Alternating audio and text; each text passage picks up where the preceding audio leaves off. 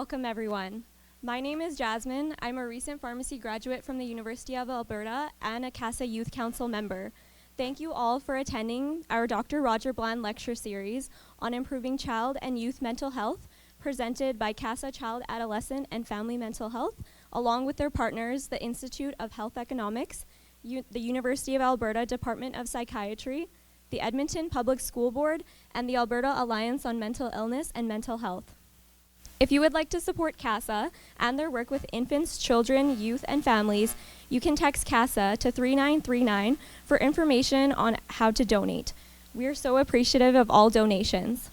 We want to continue offering these events, and we like to continue having them free of charge, and supporting CASA Foundation is a great way to do that.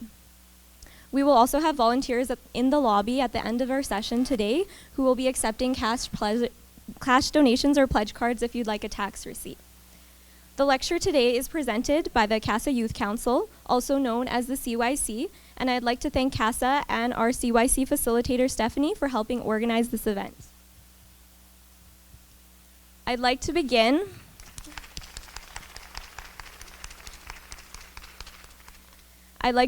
by acknowledging that we are on Treaty 6 territory, a traditional meeting ground, gathering place, and traveling route to the Cree, Saulteaux, Blackfoot, Métis, Dene, and Nakota Sioux. Just a quick housekeeping note, the washrooms are located just downstairs and to the left, partway down the archway. Also, before we get started, I want to mention that this lecture may address the following sensitive topics, including sexual assault, psychoses, self-harm, suicidality, gender dysphoria, PTSD, relationships, and hospitalization. Our hope is for everyone to feel safe, and we encourage you to place your well-being first and foremost, and to reach out if needed to a trusted family member, friend, or professional for support. As well, the stories and perspectives that are shared today reflect those of each individual and their personal experiences. Our intent is to inform those in the audience, to tell our unique stories honestly and without generalizations, rather than providing clinical or professional advice. This evening, we are very excited to bring you a lecture focused on the youth perspective on mental health. We'll be beginning our lecture today by providing some background about the Youth Council, some of the initiatives that the Council is involved with, and future community projects that we are working towards. This will be followed by a panel discussion with 5 youth with lived experience, and after this, there'll be an opportunity for the audience to ask our panelists some questions. Much like the past lectures, our goal is to spark a meaningful discussion about youth mental health and what steps we can all take to support youth, raise awareness, and promote positive change in our day-to-day interactions with those living with mental illness. We encourage our attendees today to engage with us on social media, on Facebook and Instagram at CASA Youth Council, and follow along with the hashtag CYC Talks. Please now welcome our keynote speakers for today, who are also CASA Youth Council members, Ella and Yasmin.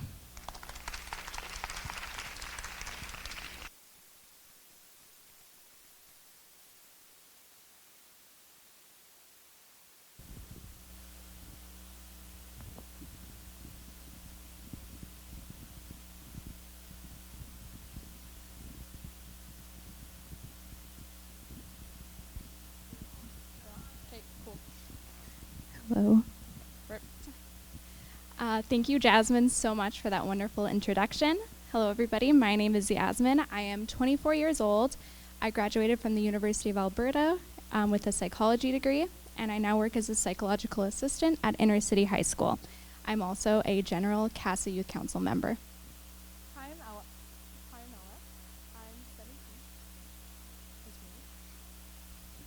I'm 17. Hello. Okay.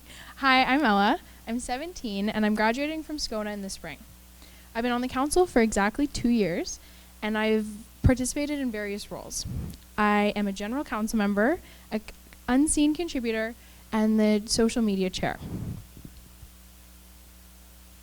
To start off the night, we wanted to share some fun facts about youth mental health that we gathered from the CMHA website.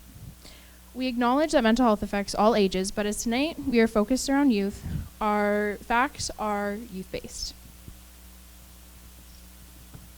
So today, approximately 5% of male youth and 12% of female youth between the ages of 12 and 19 experience a major depressive episode. It is estimated that 10 to 20% of Canadian youth are affected by mental health. In Canada, only 1 in 5 children who need mental health services receives them.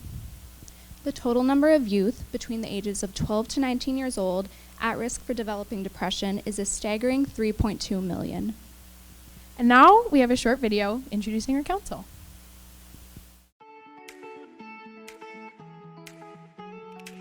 The CASA Youth Council is a mental health action group that was formed back in May of 2016 to provide a platform for youth mental health initiatives. The ages of our members range from 13 to 25. So how does CYC help the community? We have 4 subcommittees dedicated to mental health awareness. The Community Education Subcommittee strives to educate youth and professionals who work with youth about mental health and the surrounding stigma. The Outreach Committee works to be champions of the CASA Youth Council, striving to build relationships between council members, CASA, and the community. The Unseen magazine is a yearly publication that features the stories of youth who have different perspectives on mental health. This subcommittee is open to any youth who would like to share their experiences. Staying connected is so important, and we want to make sure you're always up to date on all CYC activities. We do this through our Facebook, our Instagram, and our Twitter. Check us out on all these sites, and feel free to email us below with any questions.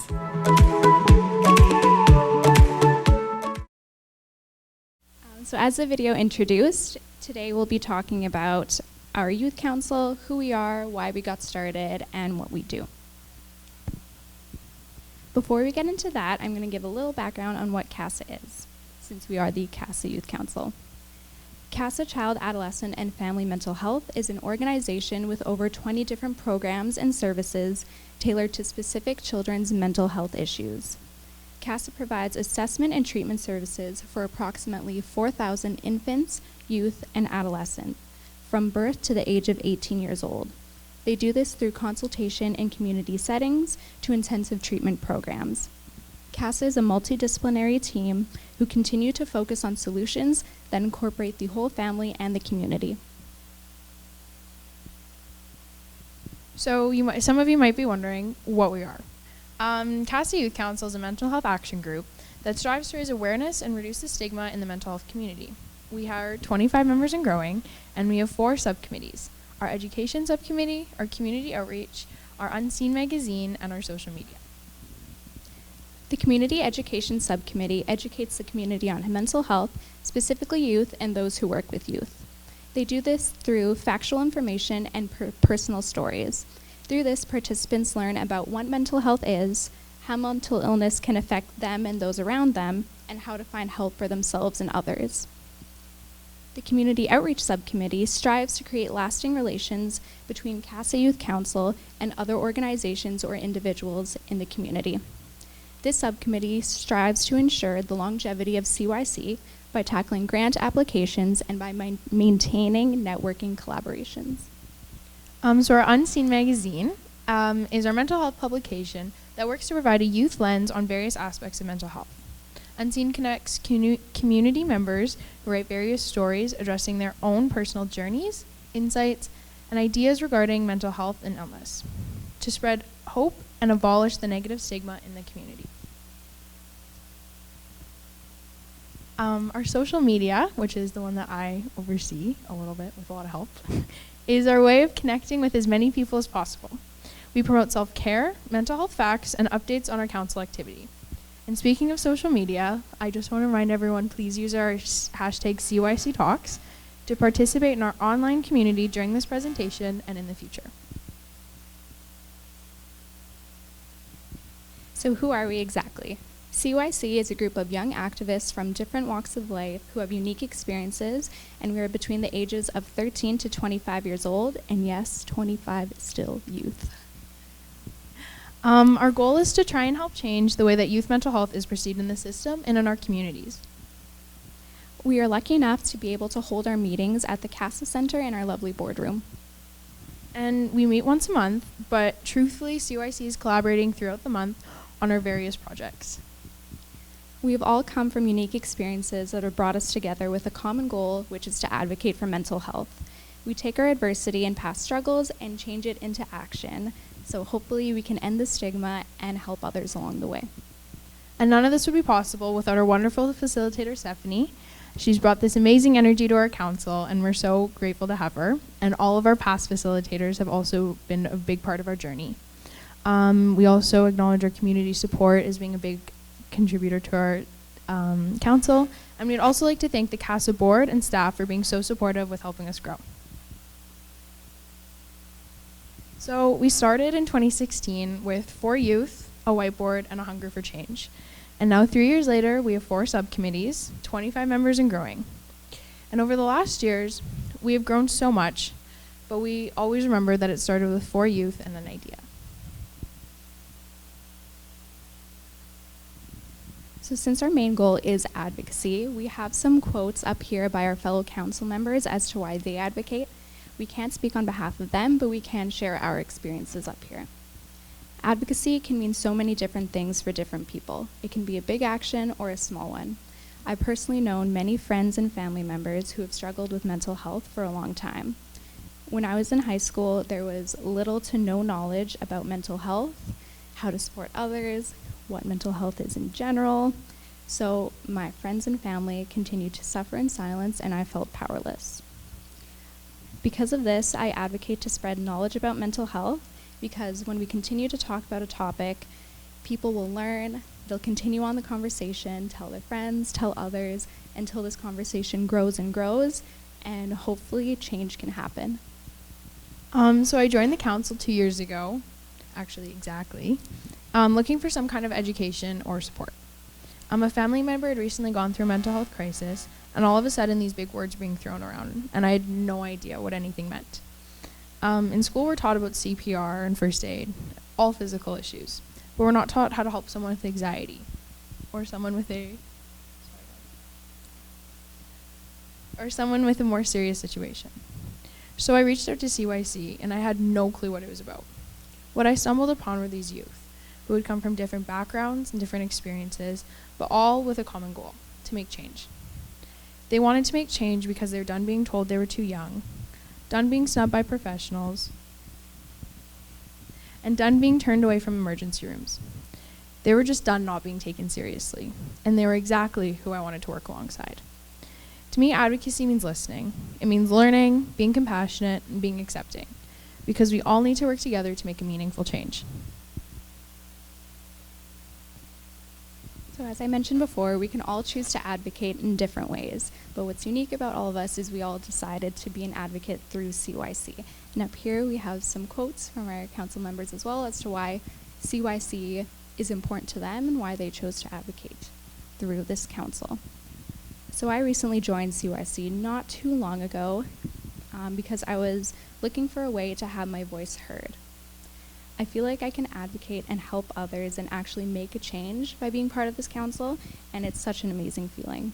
Not only is my voice and ideas heard by my fellow council members and facilitator, but I get to learn so many new things from my council members as well. I get the pleasure of hearing their stories, which always leave me in shock every single time, and really make me think about mental health and the system that we live in. It's very humbling to be able to hear everybody's experiences and learn from them, and when you think you've heard it all, you haven't. It's amazing to be able to work with such brilliant youth who are willing to share their stories to help others and give them hope. It's a great feeling to be part of something bigger than yourself, and I'm very, very lucky to be working with each member and our lovely facilitator, Stephanie. I get to work on great projects as being part of this council and connect with people that I never thought I would be able to. From using our experiences, we turn adversity and our past struggles into action, and I'm very lucky and fortunate that I get to be a part of this. So for me, CYC helped me take my experience and find the beauty in it, the learning. It's granted me the opportunity to listen and learn from such a wide variety of perspectives. I've gained this compassion for others that I didn't have prior, and I've been gifted to work among some of the smartest and strongest people that I've ever met. And as a student, I've had all these role models just gifted to me. CYC has given me the space to put my energy into something bigger than myself and taught me the importance of speaking out. There's a societal expectation that once you turn 18, you'll do something meaningful or something impactful. And CYC has shown me that you don't need to wait. You can start right now. I started now. I've been granted the opportunity that I normally would have stumbled upon, and the learning that I've received is something that I can't get in a classroom. I'm sorry to any teachers up there. I'm so grateful that I pushed my comfort zone that Thursday night 2 years ago because it helped me find my purpose. Now that we've talked a little bit about our council, why we advocate, and why we chose to be part of this, you're probably wondering what we've actually done as a council. So we've luckily been able to do a lot of amazing things. We've been able to work with city councilors. We've worked with various groups for different educational presentations. We have 3 issues of our Unseen magazine out, with a 4th on the way. And we've been able to provide feedback for CASA. We've also collaborated with various organizations and educational institutes to get our stories and ideas across, and we're all very proud of what we've done so far. And the future for CYC looks big. In the future, we will work with the community more, collaborate with other councils, and expand our educational presentations. We will work to make CYC as accessible for as many people as possible because we need everybody to join the conversation and strive for change. Because together, there's so much more we still need to do. And this concludes our presentation. Please follow us and check us out on our social media accounts as we've been posting throughout the night. Thank you all so much for listening to our presentation and for being here tonight. We really appreciate it. The evening is not over yet. We have some amazing stories and fellow council members who are going to share soon. So now I'd like to introduce our moderator for this evening, Jennifer.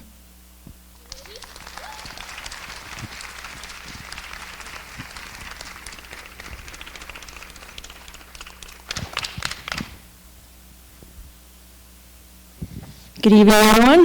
How are we doing? Oh, okay. That was a good response. Appreciate you all being here. I know it's a little snowy outside, but my name is Jennifer Nasser. I will be your panel moderator for this evening. This second portion of our presentation is not going to really run in the most traditional sense of a panel. We're going to bring our panelists up and have them share a little bit of a glimpse into their personal stories.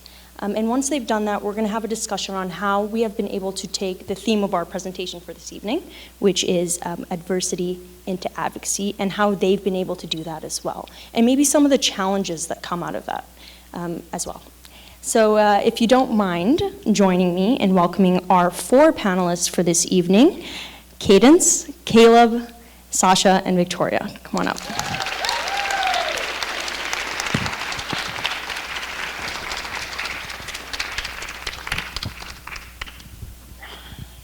Okay, are we all settled in?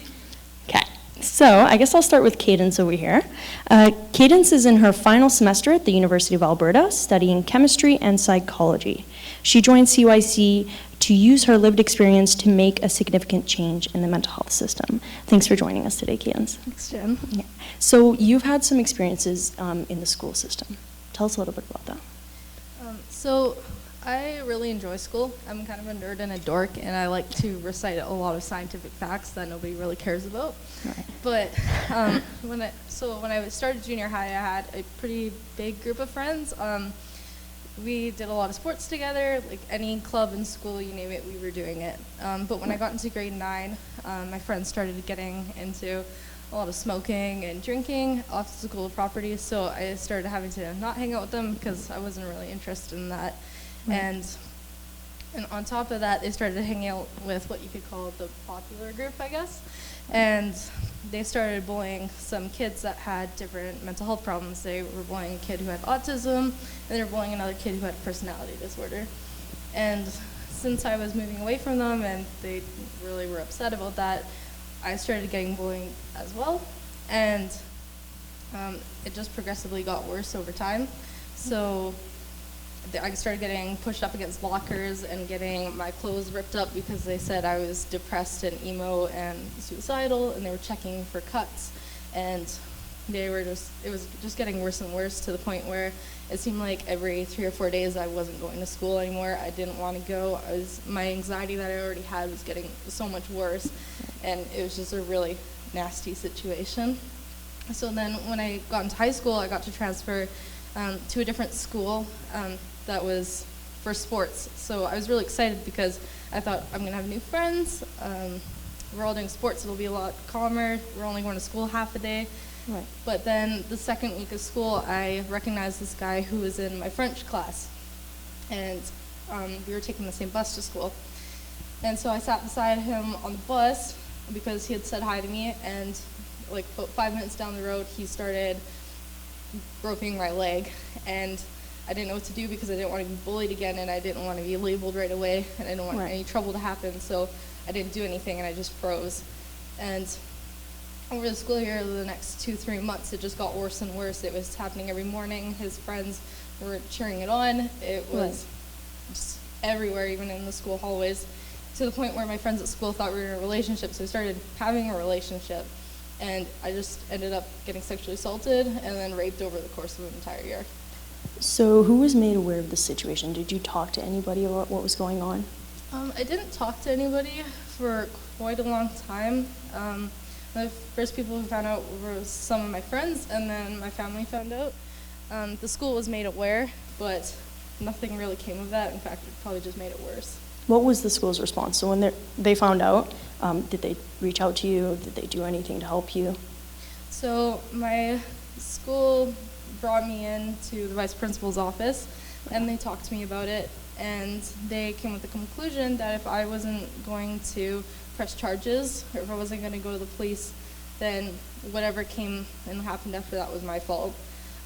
At that age, I already understood that if I went to the cops, nothing was really going to happen about it. Right. And it also happened over the course of a year, so really there wasn't any physical evidence anymore because you need to get it right away. Right. And I really didn't want to. I knew it was going to make my anxiety and PTSD now a lot worse. And so I didn't do anything. The teachers were made aware, and some of the teachers were good, and then other teachers took a really nasty response to it. How so?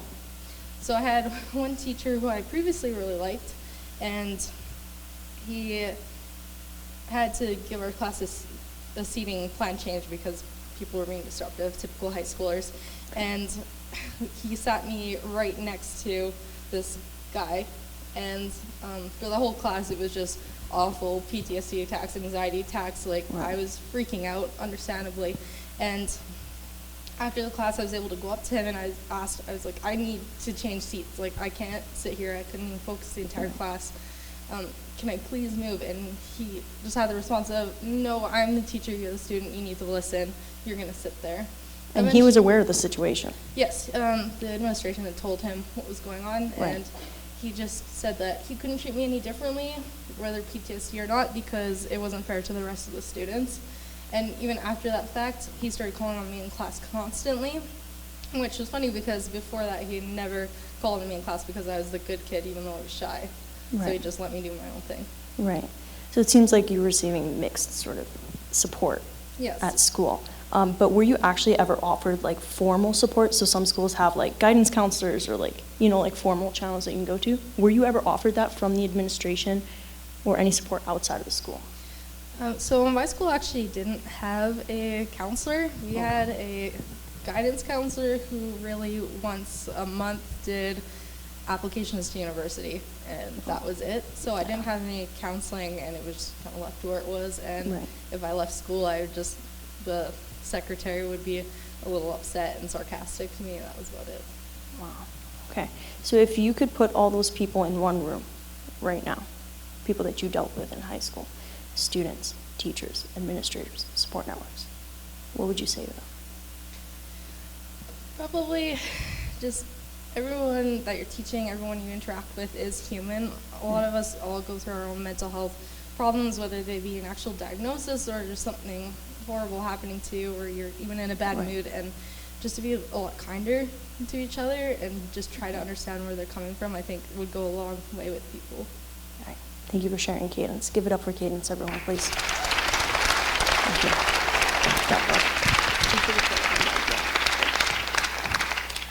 Next, we'll move on to Caleb. So Caleb is a third-year university student and aspiring counseling psychologist.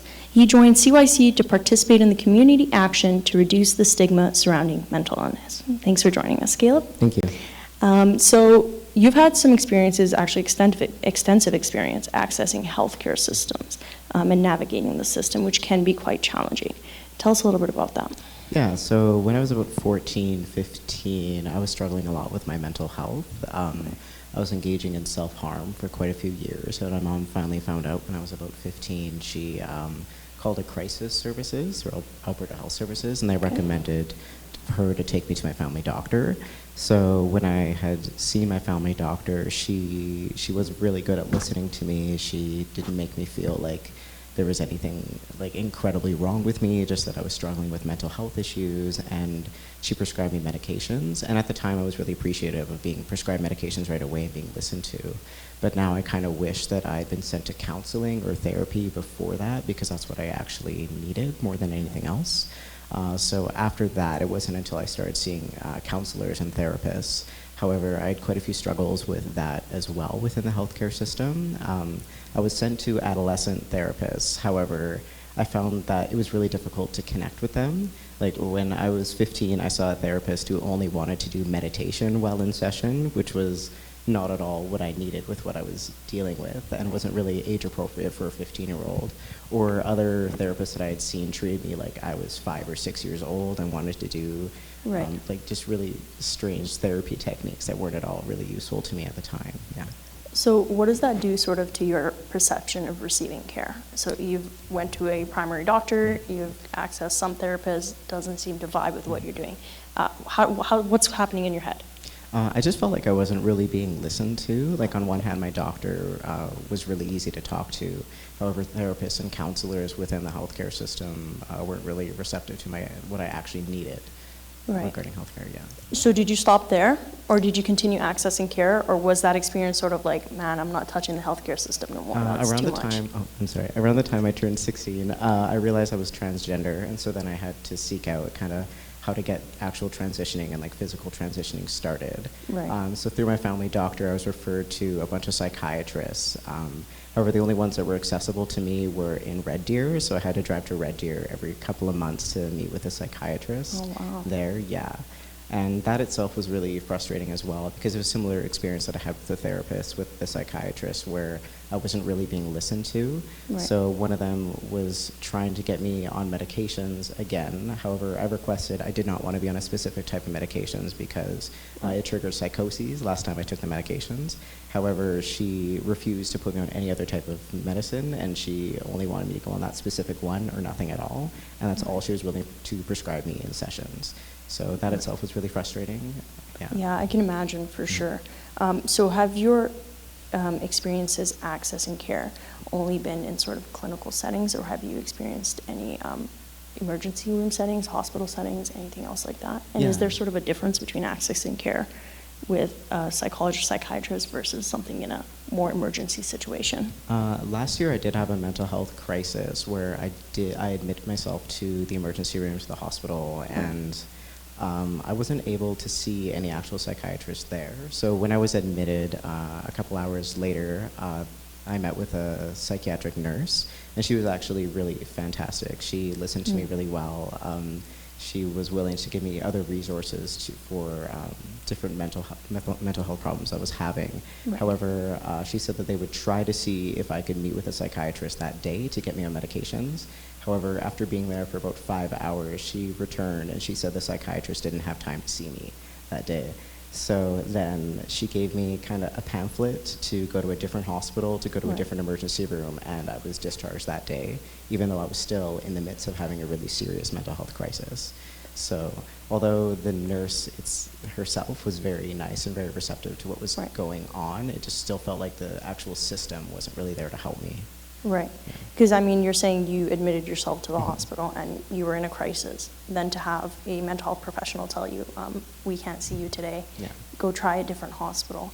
That other hospital could be on the other side of town. Yeah. Who knows if you, in the mental state that you are in at the time, could make it to that hospital. So that's definitely very challenging to hear, and I'm sorry you went through that.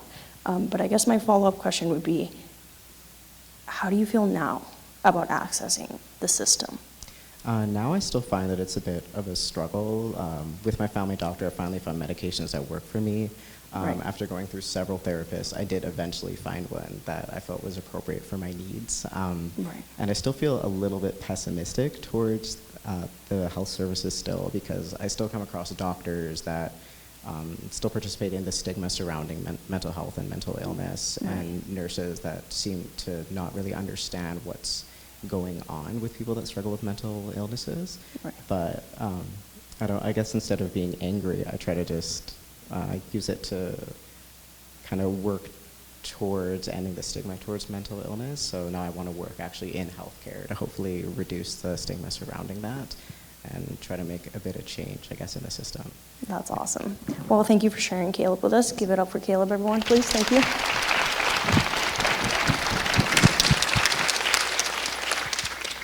All right, next up, Sasha. Waiting patiently, thank you. Sasha graduated from the University of Alberta with a Bachelor's of Science in Psychology and is now working full-time. She's interested in how stigma reduction, science, and lived experience can inform healthcare decisions. Thanks for being here, Sasha. It's okay. Hi, Jen. Thanks. So before starting my story, I just wanted to acknowledge that pieces of it are shared with a good friend of mine, and that I have permission to share the pieces that do belong to him. So I was a primary support for someone going through first episode psychosis.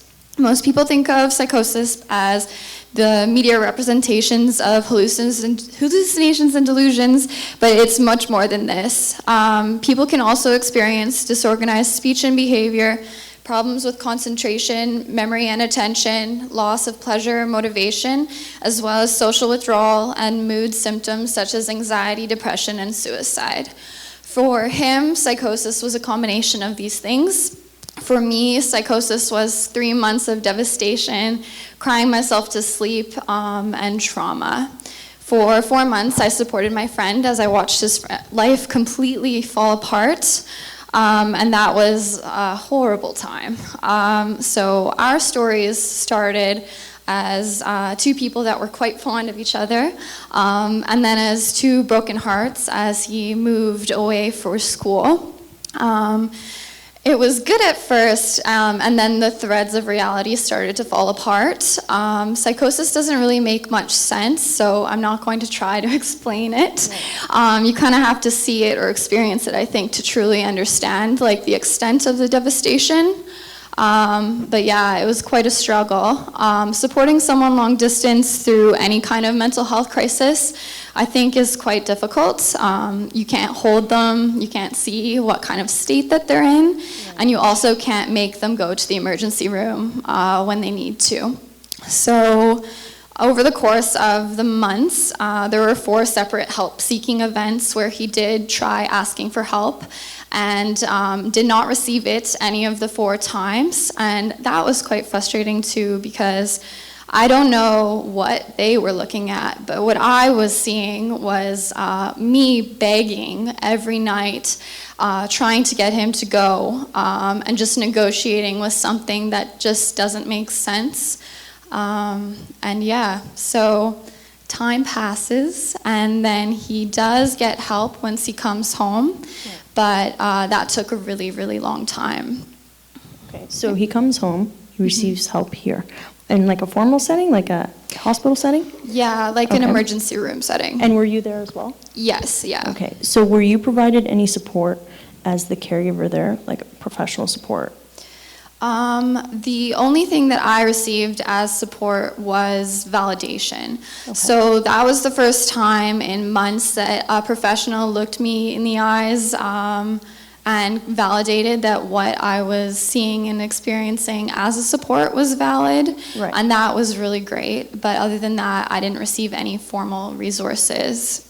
Oh, wow. Yeah. Okay, so during this time, and your friend is in crisis and you're in the hospital, you're not receiving full, sorry, I thought my mic turned off. You're not receiving anything more than validation, but also you're trying to balance the role of a caregiver and a supporter. Where did you turn to for support? Yeah, so for me, my friends were my biggest resource as well as my family. I was pretty well connected in that my family has a pretty good understanding of the mental health system, so that was really fortunate. And other than that, yeah, friends, like you don't realize how big a deal they are until they're there, but when they're there, they're there. So that was support for you. You Yeah. would turn to your friends. Did you have any friends that you and this individual shared? Yeah, so we did friends? have a shared friend group, Right. and that was difficult to navigate just because I was trying to mediate the stigma. Right. Like psychosis and schizophrenia spectrum disorders are very highly stigmatized, so I was really mindful of the fact that if he got better and if he actually made it home in one piece, that he would have to integrate back into these friend groups, and I was really concerned about how they would receive him. So it was really difficult because I couldn't reach out for those friends for help. Right. So it was just me acting quite strange for several months and not really disclosing any information.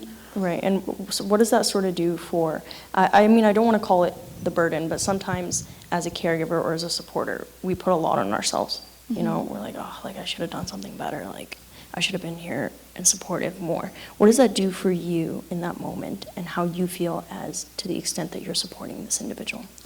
Yeah, I think that the caregiver burden is something that we probably all experience at some point. Right. But for me, it was the guilt, what if I don't pick up the phone and they're not there in the morning anymore? Is that my fault?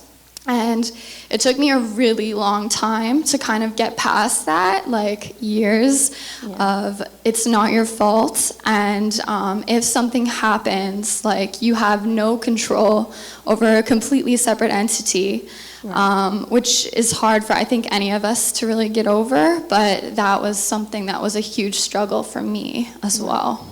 So what do you think you've learned from this experience of sort of being, not only balancing a friend, being potentially a partner, a caregiver, and also so many probably other things that were going on in your life at the same time? What did this experience teach you, not only about yourself, but sort of the mental health journey as a whole? Yeah, so for myself, I guess it taught me that you can't save anyone except for yourself. And that as a caregiver or a support, like you need to ask for help. And the only reason I'm sitting up here today is because I asked for help. And I think that's really important.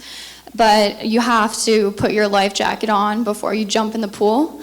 And you definitely should not be jumping in the pool if you don't have one on. As far as systems go, I think, as Caleb had mentioned, like it is frustrating living in this society where the mental health system just fails. And that's all I learned about it. Yeah, as the days go by, I get a little bit more optimistic.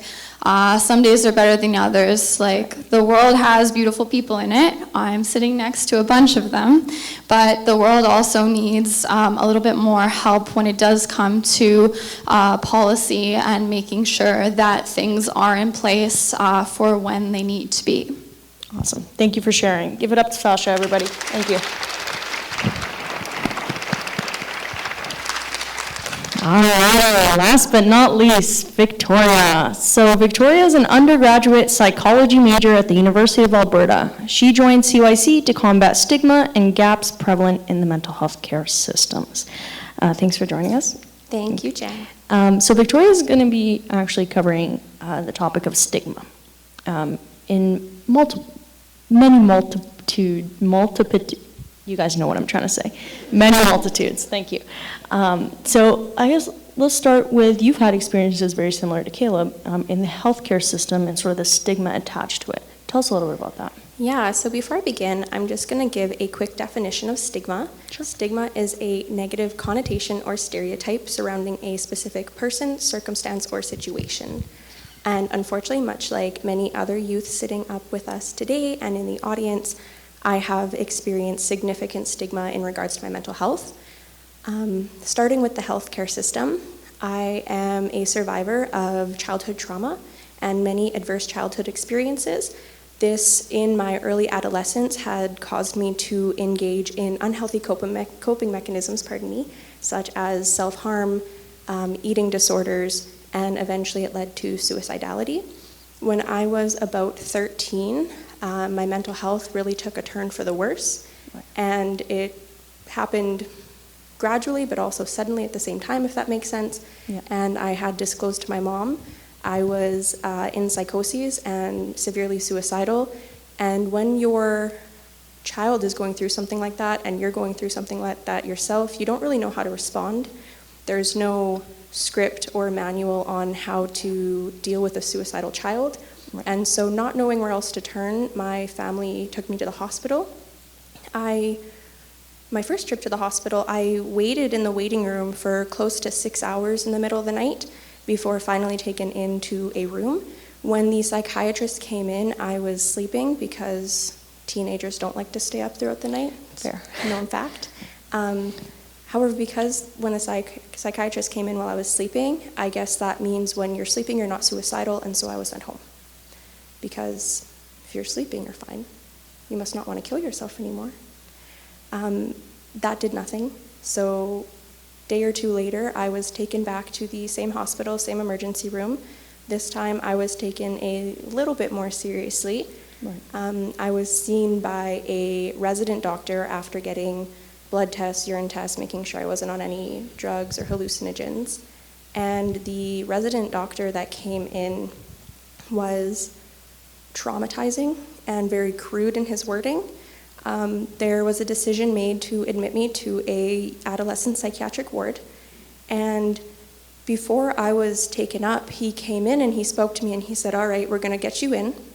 Are you ready to go learn from the best of the best?" Because mental health is a competition, apparently. That's what I learned. And he broke patient-doctor confidentiality by telling me and trying to scare me, saying, "We just finished stitching up a girl's arms from severe self-harm on the unit. Are you ready to go be around that?" And it was shocking because you're there to seek help, right, and you're getting mistreated and you're already scared going in. You don't know what's going on. You're in psychoses and the doctors are making you feel nothing but worse. Right. I wish my next couple trips to emergency for crises over a few years were better. Right. Unfortunately, they were not. Over the course of the next couple years, I was told that I was manipulative. I was making my mental health up. I was told that my abuser and I just had to reconcile and that would fix all my problems. My mother was told that she was the reason that her child was suicidal and in crises, that her parenting wasn't good enough. And the stigma that surrounded my care was astounding and devastating. Wow. Yeah, there's really nothing quite like it. So it obviously sounds that you experience a ton of stigma in the healthcare system, and a theme that I think we've heard reoccurringly in many different areas. But did you have at least support with friends and family? Like, did you feel like, man, I can step out of this stigma world and like really go to my family and friends and feel a little bit better? Unfortunately, with the stigma around mental health, what I was receiving from the healthcare system, that translates into self-stigma. Right. So the stigma that I hear, I internalize and place it back on myself. I am still now just getting comfortable telling my friends and family about what I've gone through, because for a long time I felt like I had to be really ashamed of it. Right. Like I wasn't worth telling my story, like I was insignificant, because that's what I felt for so long. I know now that my friends and family tried to support me in the very best way that they knew how. Unfortunately, with that stigma prevalent, there's no manual for mental health on how to deal with a loved one like there is for physical health.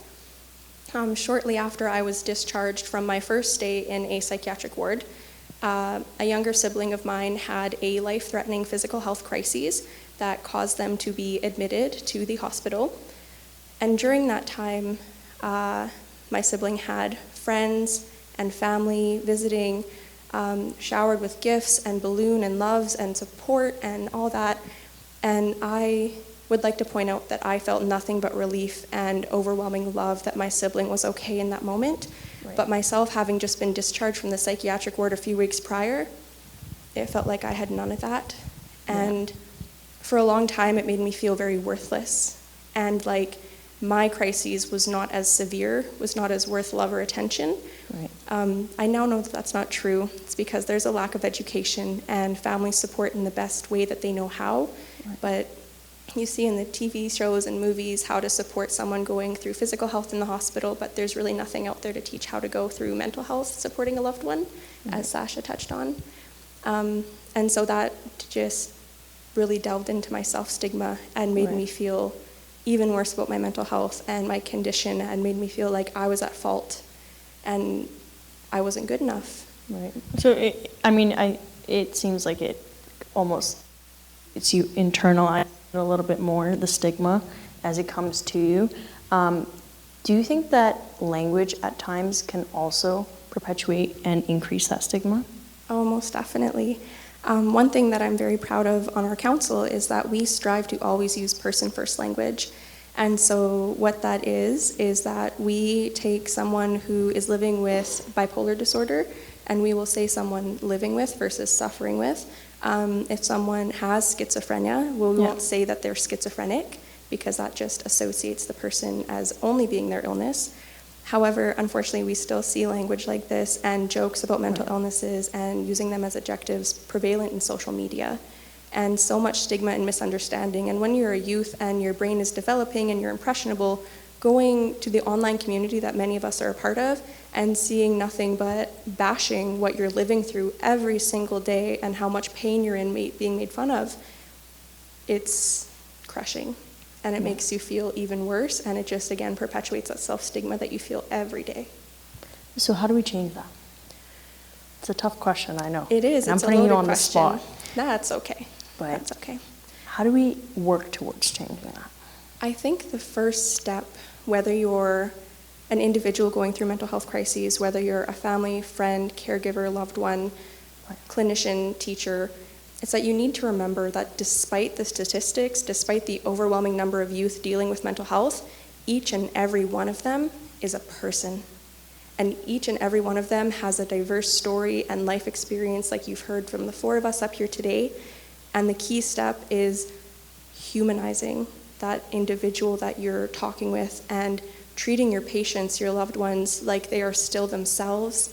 They're not a definition of their illness. If they are in a psych ward, then doesn't mean they're crazy, doesn't mean they need to be locked up. It just means that, just like with physical health, they can't do it on their own anymore and they need a little bit of extra help, and that's all it comes down to. You just got to see them as a person and love them for exactly who they are. Awesome. Thank you so much for sharing with us. Give her a round of applause, everybody.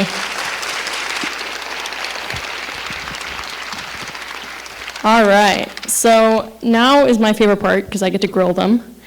Put you on the spot a little bit, some questions. We're going to move into more of the panel portion, but I'm going to call it a conversation because that is really the theme this evening. Conversation between us, a conversation between you folks, and a conversation between both of us. So I guess I'm going to start very basically this conversation and ask, what does advocacy mean in a general sense? I mean, we talk advocacy, advocacy, advocacy. What are we even talking about? What does it mean? I think it means representing yourself, representing kind of what you've gone through and being able to speak about it to others, because we can't reduce the stigma without sharing our stories and without letting people know that we are more than our illnesses. So to me, advocacy is talking about kind of what we've gone through to reduce the stigma surrounding mental health and mental illnesses. Building off of Caleb's point, I think also advocacy can mean something as simple as allyship. Like, you don't need to be screaming from the bleachers for justice. You just need to put your hand up when something's wrong and let someone know that you're their ally. Right. Anybody else on thoughts? Yeah, to me, advocacy is a way to build from our adversity. Right. And it gives me the opportunity to take the negative experience that I've gone through and really push for changes in the system, in the hopes that if my advocacy can help at least one youth not go through the atrocities that I did, then it's all worth it. And I feel like all of us can sleep a little bit better at night knowing that we are at least trying our very darn best to make a difference for others. So what do you think advocacy has sort of taught you about your own mental health journey? Like, has it changed your own perspective or adapted your perspective in any way? As Victoria brought up, self-stigma used to be something that really affected my mental health more than mental illness already did. And I felt that advocacy kind of taught me that I'm okay and that I'm not just my illness, that I'm still a person. Yeah. I think for me, it brought me a sense of hope that I didn't have before. Joining this group really helped me realize that I don't have to just live in the dark and just be upset and living with this PTSD and anxiety for the rest of my life. I can actually do something productive with it and then try to work towards like a happier and healthier future. Right. I think like with our theme for this evening, which is like I had mentioned at the beginning, turning adversity into advocacy. This is my personal opinion. I would love to hear what you guys think. I think it would be almost irresponsible for us to come up here and say that advocacy is easy, that you can just go for it. Advocacy is the way to go. Woohoo! Because I'm sure there's a ton of people in this room here today, a ton of people in the city, across the country who want to get involved, who don't know how to take the first step. They don't know where to turn to take the first step. And if they can take the first step, they don't know what the second step is. Is it fair to say that advocacy isn't always easy and that there are barriers to advocacy? Yeah. I think most definitely. It's a big first step, especially as Caleb was saying with that self-stigma. But touching on what Sasha said a little bit ago, it can be as easy as just allyship. And you don't have to take that big scary step of joining a council and bearing your soul to 25 other youth. Right. You can just find a loved one that you notice is struggling and say, I'm here for you. And if you need help and you don't have a voice, I will be your voice because I know how to do that now. And it doesn't have to be a big first step. A lot of people think advocacy means impacting hundreds, thousands, millions of people. Right. But you can be an ally for one person and save one person's life, and that makes a big difference. I guess we were talking about advocacy being hard, and Vic and I were actually just talking about this the other day, and all the stigma that also surrounds advocacy, sorry guys, especially in the mental health community, I think. Like I was introspecting the other day, being like, why don't I want my coworkers here? And if I was advocating for a physical illness, would I be okay with it? And the answer was yes. So I've just been thinking a lot about it ever since we talked about it. And there is stigma, which is a huge barrier to it as well. Anybody else to add on that? I think the hardest part for me is the passion and emotion behind it. I have a harder time not getting involved, and I think the hardest part is making boundaries to keep yourself safe, because there's so many things that you want to do and you want to help out with, but like even coming up and sharing your story for a lot of people is really damaging, and there's a lot of negative reactions to the work we're trying to do, and I think that's the hardest part. Cool, thanks. So we've talked about sort of briefly about the barriers that can access, that are present when people are attempting to advocate. How do we combat those barriers? So for example, if we think on a very minor level, there are actually physical barriers. So we are very fortunate. We get to meet at the CASA building, and we have a place to meet, and it's awesome. But somebody might not be able to get to that meeting. Somebody might not be able to physically be present, or there might be other issues that arise. How do we sort of combat these micro barriers that occur? I think it's as easy as, like, again, what Sasha was saying is allyship. Maybe not in the beginning, but I feel like now we are a community and almost a family of support for each other. Right. And even in the sense of transportation, if someone doesn't have a ride, we will carpool. If someone needs a ride home when it's cold, we'll give a ride home. And we just always are all there to support each other. If someone's starting out and they don't have a space, it can be pretty scary. But when you're getting those initial conversations, even something like noticing, oh, this Starbucks downtown is really empty today, why don't we go meet? Right. And it doesn't have to be super formal. You don't need a building or an organization. If you want to make change, it starts with one person, one idea, one hope. And you start from there and you grow, and hopefully others want to change with you. Awesome. Anybody else to add? My most productive conversations, I think, have been informal. Yep. So just adding on to that, like you don't need the boardroom to get started. Cool, thank you. So I guess another question I have is, what has helped you in your role as an advocate? What is something that you feel like, this made me feel very supported and made me feel confident in my ability to advocate for mental health? It could be something really small, it could be something big. I think it's the power of sitting in a room with 18 to 25 other youth, knowing that you're not alone. Because as one of the quotes said in the beginning, a lot of people suffer alone and in silence with their mental health, but when you get the chance to meet with other youth who say, I've been through something similar, or even if they haven't, they say, yeah, that must have sucked, then you know, okay, I deserve to feel angry about this. I don't deserve to feel isolated with this. Yeah. And it is incredibly empowering.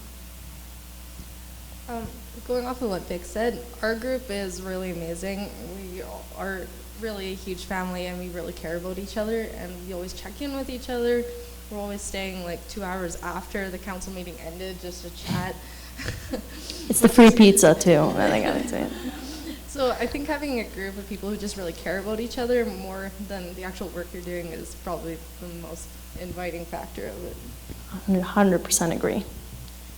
I also think that taking the space to care about yourself too has a big part in like advocating as a group and knowing like what makes you comfortable and what doesn't make you comfortable. And although like, we all support each other really well, you also have to support yourself too, and let yourself know like you're doing the best that you can, because sometimes I go to the group and I say nothing the whole time, but I still think, well, at least I went, at least I did something, and that's enough for now. So what are some ways we can like support ourselves, like, you know, make sure we're taking care of ourselves as advocates? What are some things you guys do, whether it's like before a meeting, just throughout the week? Is there anything that you do just to sort of ground yourself in your role? I think after every presentation or after a huge project we do, we always debrief with each other. It's not very formal, but we kind of get around and talk about our feelings. If someone's having a really hard time with what went on or what was said, usually they'll go aside and whoever's closest, and it's not usually the same person, but they'll comfort them. We also check in a lot during the week with each other, so we're constantly in contact. Anything else anyone else does?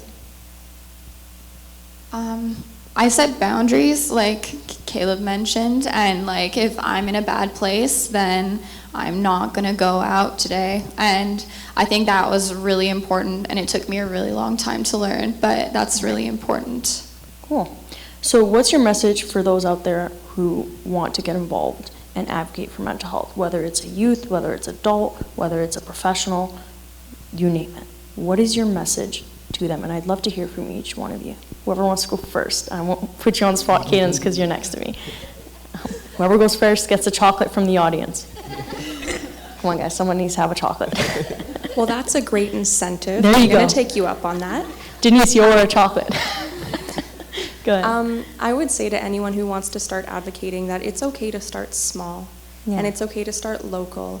As we said, I was one of the first 4 members of CYC, and we really did. We were in the downtown CASA location with 4 youth, some donuts, and a whiteboard. And we drew a little diagram, and the facilitators at the time said, tell us what's wrong with mental health. Tell us what you want to change. And that whiteboard and that diagram grew into where we are today. And so people see advocacy as big organizations, like how we're growing as CYC, or organizations such as jack.org, but it starts small and it starts local. And even if you and a buddy team up and say, you know what, we're going to start going out and we're going to try to speak to people about this, then you're doing a good job. It doesn't have to look any specific way. There's no cookie cutter advocacy manual. It's getting passionate about something you want to take action on, and then giving yourself the permission to do that. Awesome, thank you. Follow up to that. We're out of chocolate. There's no more chocolate. For me, I guess I can't generalize, but advocacy was turning all my anger at the world into something way more productive. And I think that if you like look upon yourself and you're like, what am I super angry about? It's probably something that's valid to be angry about and is a productive cause for you to be putting your energy into. And your experiences in this world are valid, and we are the own experts on our own experiences. And I think that owning that and using it for change is like where to start. Awesome, thank you. I found that advocacy has been kind of interpersonal for me. Okay. At least when I was younger and I did start telling people about my mental health problems, I realized like I do have friends and I do have family that struggle as well. And for me, advocacy isn't always kind of community things. It's also speaking with like coworkers and speaking with other like students in school and things like that about my mental health challenges. Because I remember how lonely I felt when I thought that I was the only person experiencing my mental health difficulties, and I never want anyone else to feel that way too. Right. So I kind of just never stopped talking about mental health and like mental illness, just because I don't want anyone to feel alone. So for me, like advocacy has been kind of everywhere, I suppose. Yeah. Awesome. You, Cadence? Okay, for me, advocacy is probably one of the most important things I do. It's probably the most thing I'm excited about every day. I think it's the most important. The rates of mental illness are rising. The rates of suicide and suicide attempts are rising. We really need to get this mental health system fixed before it just becomes a worse epidemic than it is right now. Right.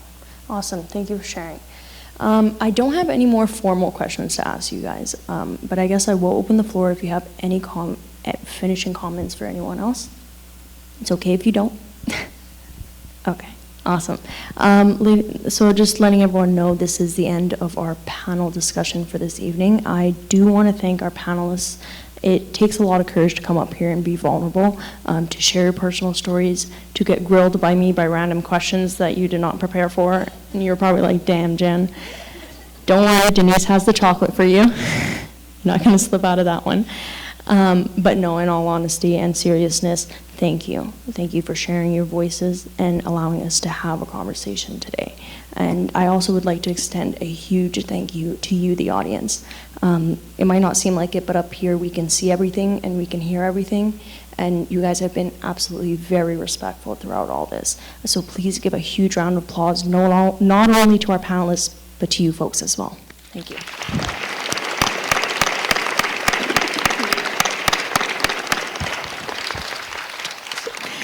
So we're actually going to stay seated, and I'm going to welcome up to the stage Rachel and Jasmine, who will be giving us our summary presentation for this evening. Please don't scurry off. Summary does not mean end. So stay seated, and I'll welcome them up to the stage.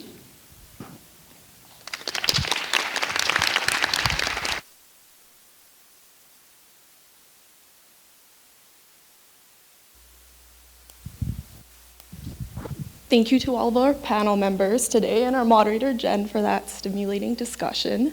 We encourage you to keep the conversation going and follow us on social media. We would love to hear your thoughts on our discussion today. To conclude our lecture this evening, there are a few key takeaways our council would like to share with the audience.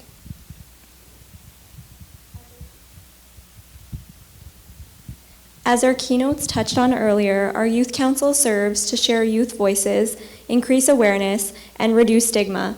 We each bring our experiences and desire to connect with others in order to promote change around perceptions of mental health in the community as we strive to transform ideas into action. To align with the topics touched on by our panelists, we collaborated with other members of the Youth Council to share some small steps that we can take in our interactions with youth, whether or not the youth is living with a mental illness diagnosis, as a family member, friend, health professional, or educator. Family members and friends are oftentimes the first people that youth turn to for support. As a family member or friend of a youth living with mental illness, we want you to know not to be afraid to reach out if you notice a change in someone's behavior. Simply asking if they're okay, how they're doing, and showing you care can go a long way.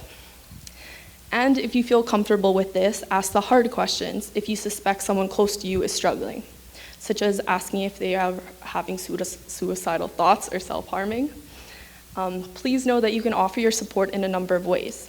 Sometimes all it takes is just to listen to truly understand and show unconditional positive regard without any judgment or criticism.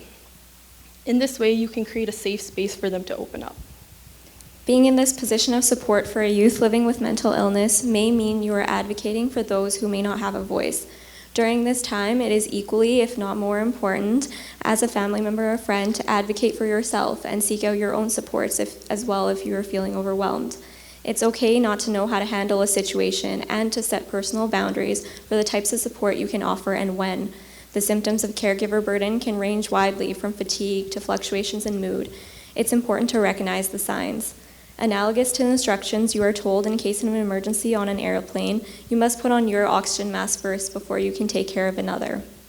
There are supports available in the community through local support groups and organizations, and as we know, CASA offers various programs for youth and their families. There are other organizations such as the Canadian Mental Health Association that provides resources as well. Healthcare professionals in all areas and specialties are also uniquely positioned to engage youth and play an essential role in the care of youth living with mental illness. Acknowledge that these individuals are coming to healthcare professionals in a vulnerable state, and there is an inherent power imbalance in the relationship. Your words and actions leave a big impression on your client. It is critical to unconditionally show sincerity and empathy to your patients, give them your full attention when speaking. In this way, you can create a safe place to build rapport and trust. While speaking to children and youth particularly, refrain from using jargon where possible and avoid speaking down to the youth.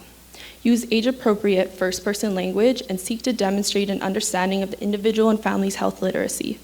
There are a lot of big medical words that youth do not know, and do your best to explain things in ways they can understand to help make the youth feel more comfortable. Also take into account the family's cultural background and the social supports available to them. For example, who in your client's life will be most involved in their recovery process and who is part of their circle of care, whether they are friends, family, or significant others at their age. When they may initially present or are first diagnosed, this may be a difficult or turbulent time in a youth's life. Demonstrating a vested interest in the youth's recovery can make a profound and positive impact. For instance, taking the time to explain expectations and boundaries of the patient-provider relationship. Also, checking that they understand the implications associated with a specific diagnosis or a certain treatment path and the alternatives are just a few ways that you can help ensure youth and their caregivers can be involved every step of the way.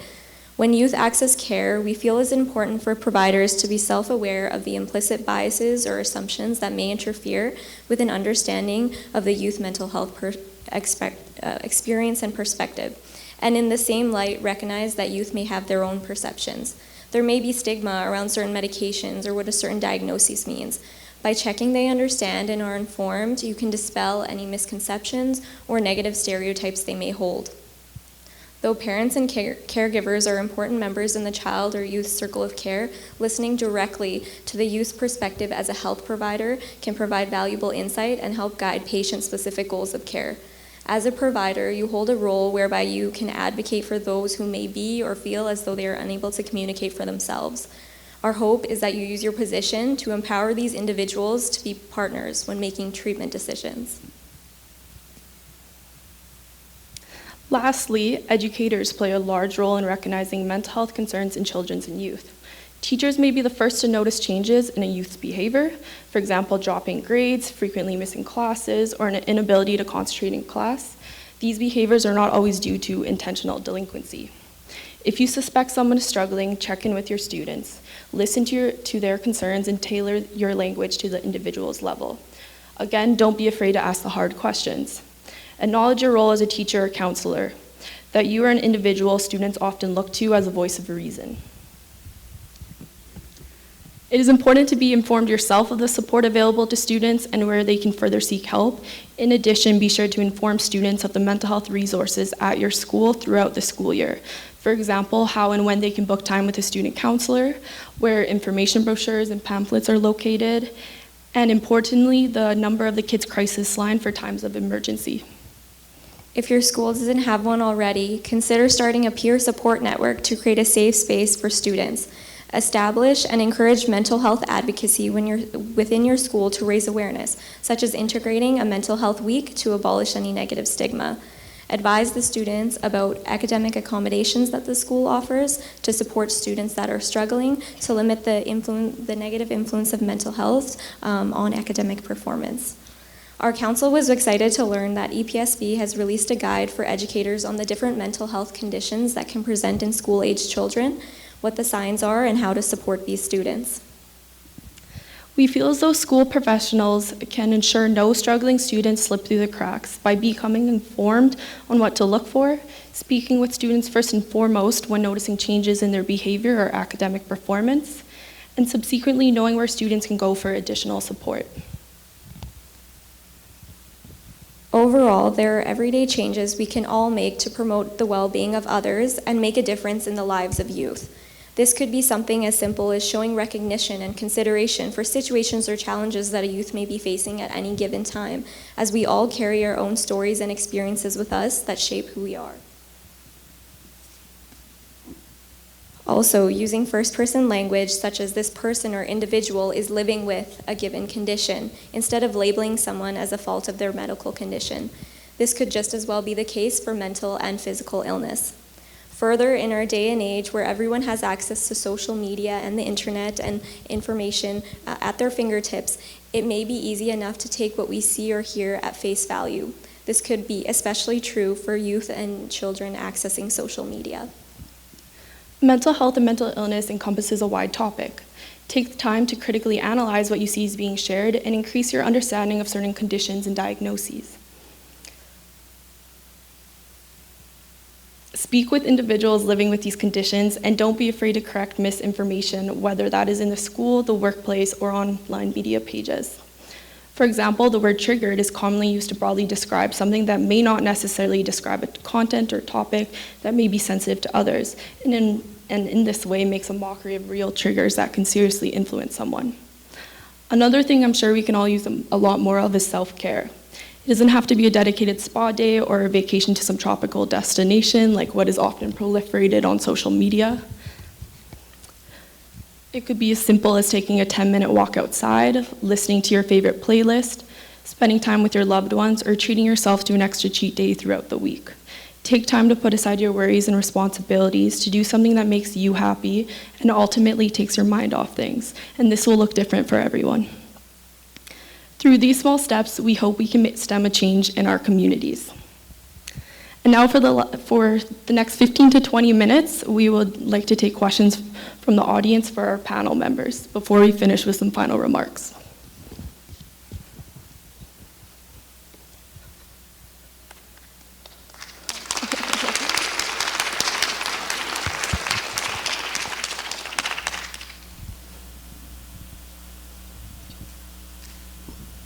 If there's anybody with questions, I can hand over the mic to people. So I think I saw her hand raised first over here.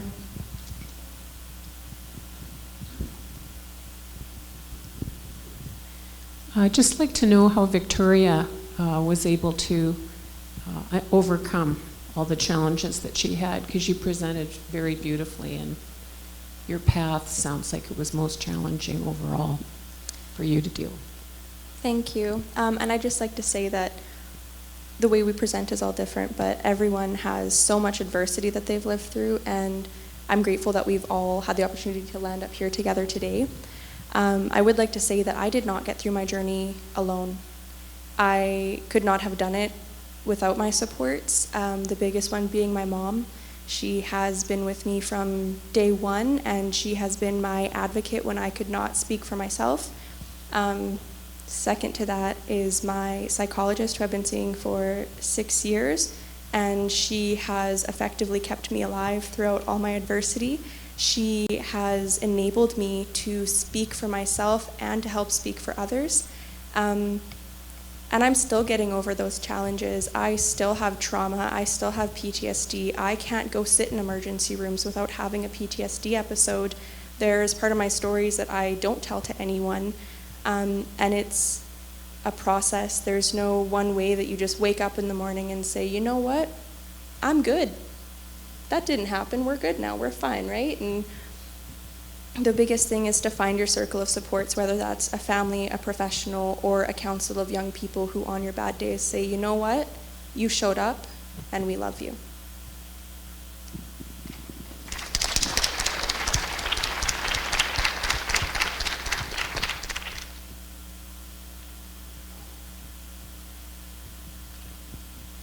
Thank you so much. I just want to say thank you to all of you for your beautiful and generous presentation and all the people that worked behind the scenes and did all the pieces.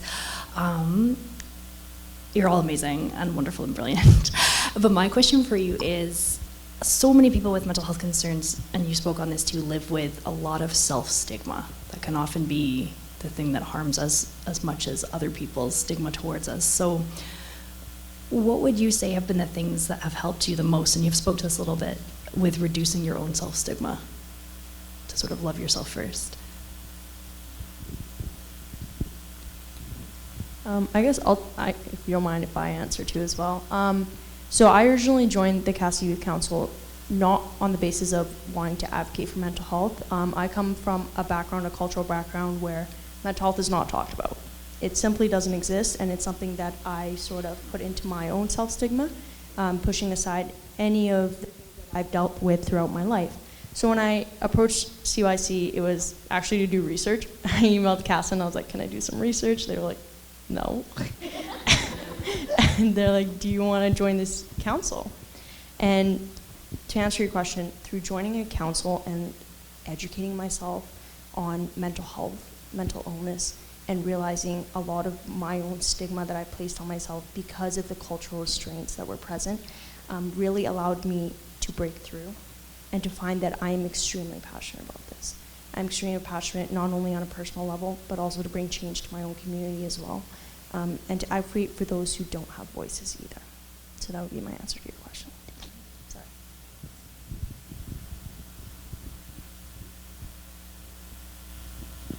Kind of going off of Jen, the thing that has effectively helped me most to reduce my self-stigma is the CASA Youth Council.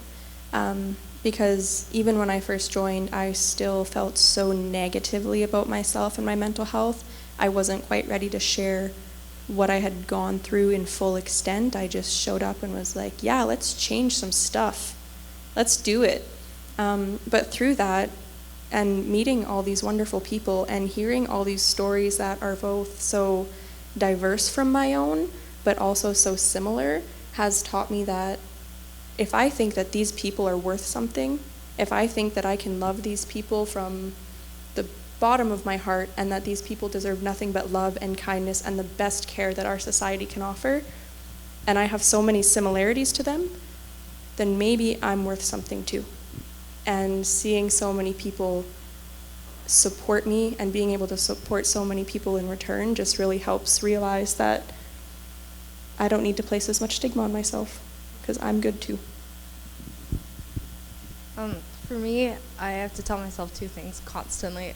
The first one is that I'm not my illness, and that I'm not my trauma, and I'm really not the person that I am because of what happened to me. I would have been somebody else. And the second one I have to remind myself, and my husband reminds me quite a bit, is like, say if it was Vic or if it was Sasha or Caleb and they were going through this, what would you tell them to do?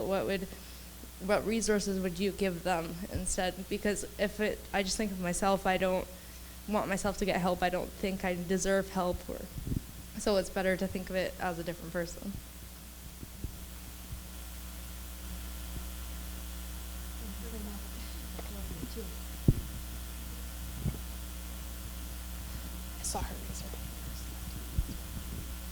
Thank you all for taking the time to share your stories today, and I love that someone used the word vulnerability, because that's exactly what this situation was, and I'm really great that we could all gather here and share this space and do that.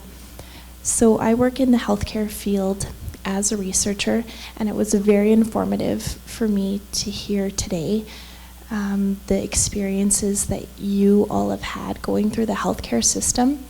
And although I'd like to still consider myself a youth, that was definitely a little bit in the past for me. And so, although I can draw on my own perspectives when talking to family or friends or professionals about my own mental health, I would really appreciate it if anyone's willing to share what positive experiences they may have had in the mental health system, and if you could describe what conditions or settings you were in, potentially what may have motivated you to share your story in that moment, or what were or ways you could describe the person that you shared your story with, or what that interaction was like, so that I can hopefully use that information to create more of those experiences and not just stop the not good experiences, if that makes sense. That's a really good question. When I first saw my general practitioner, she was one of the first healthcare workers I had seen, and she still remains to be one of the best that has helped me. Because when I first saw her, I was engaging in self-harm, and she treated me like she wasn't scared of me. Because up until then, like, my friends, my family were terrified, but she was just kind of there, and she just wanted to help me. And she was so empathetic, and she was willing to actually take the time to sit and listen to me. And although I've had a lot of awful experiences in healthcare, I found the best experiences that I've had with doctors and nurses and other healthcare workers have been when they actually take the time to sit and listen to what I'm saying. Because I find there's been so many times where I'm kind of just rushed out of the room, but when they're willing to ask me about my symptoms or ask me about, like, how school's doing, how I feel overall at home, things like that, and sort of my mental health journey, then I do feel like I'm listened to, and I feel like I actually have a purpose to be there, and I'm able to connect with the healthcare worker more. And I find that's when I do have the best outcomes too, like clinical outcomes, after seeing those healthcare workers that speak with me.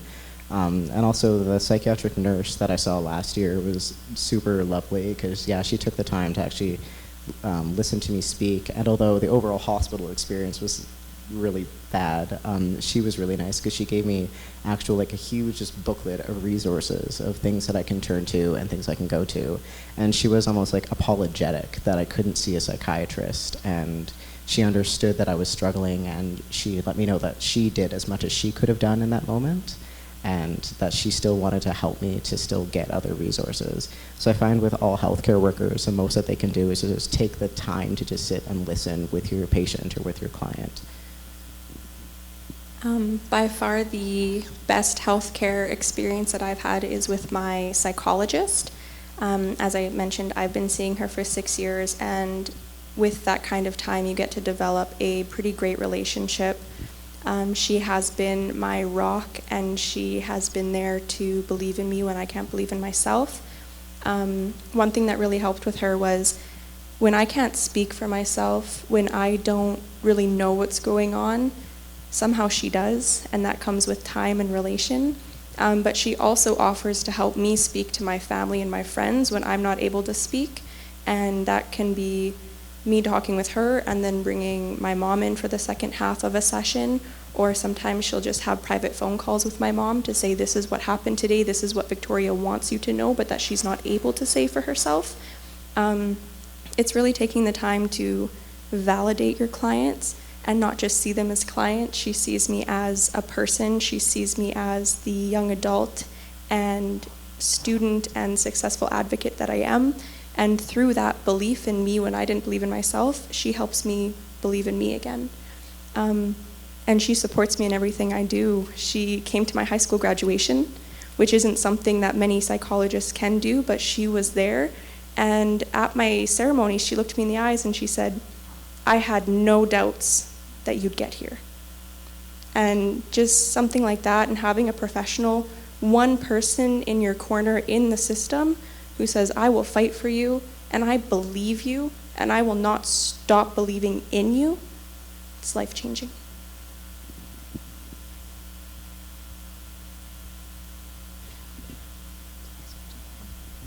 Sorry, I hope no one minds that I'm hogging the mic for another moment. So in what you shared, Caleb and Victoria, it sounds like it's more about the people you interact with and those one-on-one relationships than anything in particular about the health system as a whole. Is that correct? we need to be then taking ownership just as individuals and thinking, oh, it's a whole system, what can little old me do? But realizing that we each have a role. Would you say that that would be a fair comment to make? Yeah, I think that everyone definitely does have a role, and if you're a clinician who works in the emergency room, you're not going to have that opportunity to create that 6-year relationship, but the bottom line of what my psychologist did for me was see me as a person and not a problem or an illness or something to be fixed or session number 5 of my 8-session day to get over and then I get to go home. It's taking the time, whether it's long-term or short-term care, to say, you're a person, I hear you, your experiences and your feelings are validated, and thank you for being vulnerable. Thank you for accessing this care no matter how hard or easy it may be. And so it's the little things in that person-first relationship that really makes the difference no matter which kind of clinician you are. Thank you. I think there was a question back here. So. There was one that asked last time. His hand was over. So we've talked a couple times, or you've talked a couple times, about how self-stigma is so debilitating, but when it comes to other people around us that we're supporting with similar challenges, we're so gung-ho for supporting them and how, no, you're valid, what you're going through is valid, and all that support you give, but we can't do that for ourselves. I'm just wondering what you think is the reason why that happens and what you do to fight that the most. I'll speak to that. So as someone that, the story that I shared today was supporting someone else. For me, it was just so much easier to see value in someone else, and I think that's because the media, society, and just like our conversations between each other, we don't really look and see how valuable we are. And something that I actually have learned through my advocacy journey and through supporting my partner was how loved I am. And I think for me it was turning how much love I had for him through the experience and being like, oh, people love me like this too. And that really, really helped, I think, my journey going forwards.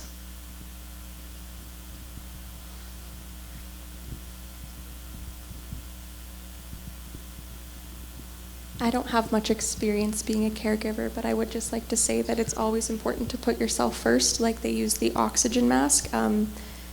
Sometimes that's difficult when you believe that someone else's issues are so much more detrimental than your own. You get to put yourself on the back burner. You say, I'll take care of me later because they come first. But there has to be a balance because before you know it, you're going to be in crises too. And if you keep ignoring it, nothing's going to change. And so it's okay to set boundaries. I've heard it's harder when you're a parent and it's your child going through it because it's not really a choice. That's my baby. I need to take care of them.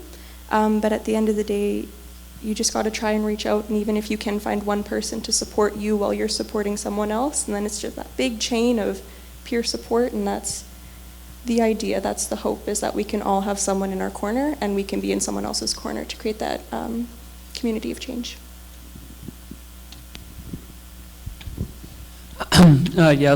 My question, before I ask, I understand that this isn't a very easy question to actually answer specifically, but when it comes to a mental illness, how much of it is something that that a person is born with, and how much of it is kind of environmentally induced?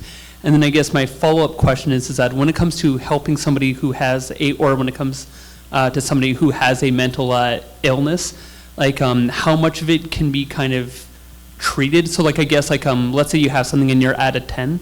I understand that many times you can't bring it down to a 0, but can you bring it down to a 3 or 4 or and I understand it varies from person to person, but how much of it can be treated and how much of it and how is it developed, I guess, at the start?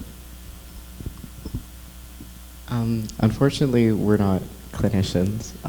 I think most of us, how many of us are graduated so far? Yeah, okay.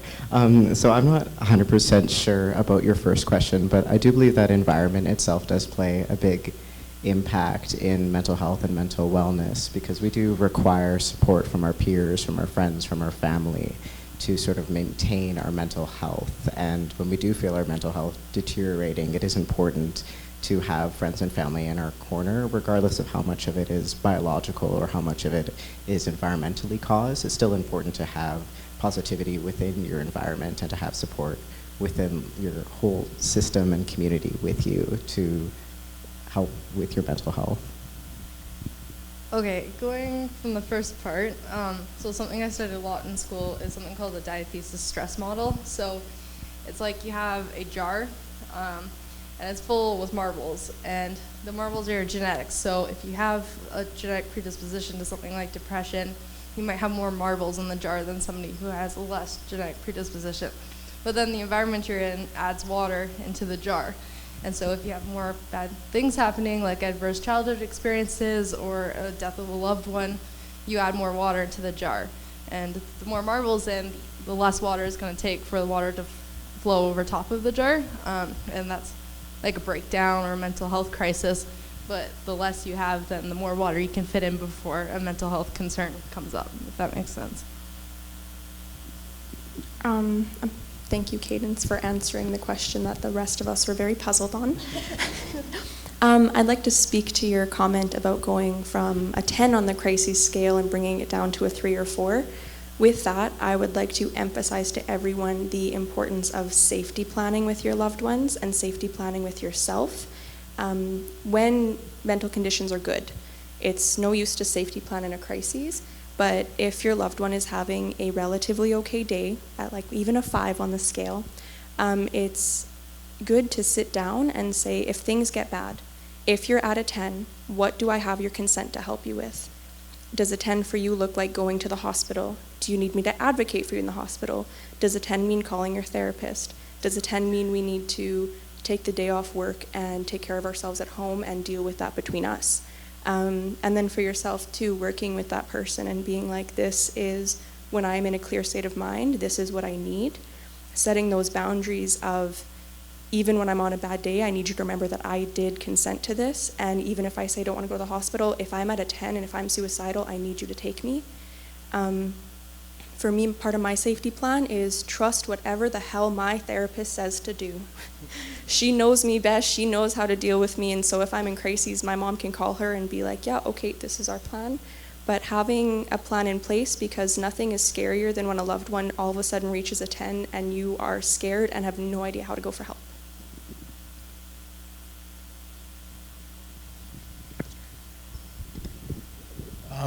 This might be a strange question, but in my experience, there's been a big difference as far as boys and girls, men and women, who will seek out help.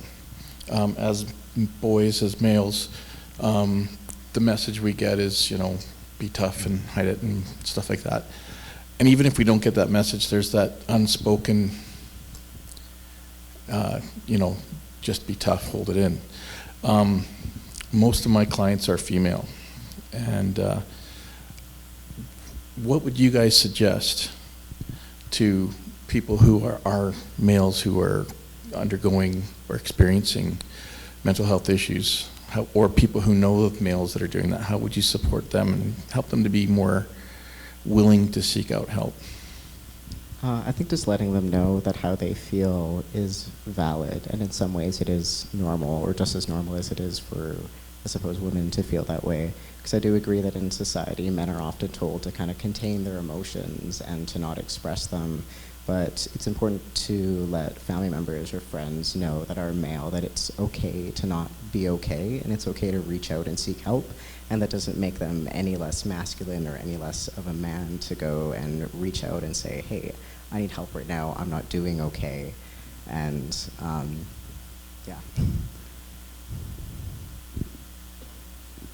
I'm not a male, so please don't take my perspective as though I am one. But I think sometimes it's important to give statistics and to really present hard facts and saying that you're not alone. Suicide is the second top killer of men under 40.